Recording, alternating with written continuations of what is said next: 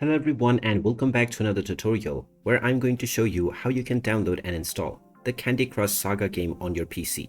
So let's get started right away.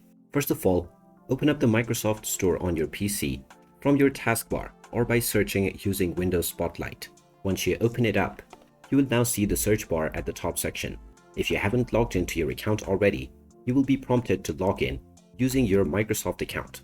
Once you have logged in, just click on the search box and then type in Candy Crush Saga and start your search. Once you find the game, go ahead and click on it and you will see the install button. Click on the install button and this will begin the download and installation of the Candy Crush Saga game on your PC. Just wait for a while until the installation is completed. And once the installation is completed, you will see the play button and get a notification. You can click on it to open up the game right away. And now you can start enjoying the Candy Crush Saga game on your PC. And there you have it. That is how easy it is to download and install the Candy Crush Saga game on your PC. If you find this video helpful, don't forget to hit that like button and subscribe to our channel for more useful tips and tutorials. Thanks for watching, and I'll see you again in the next one.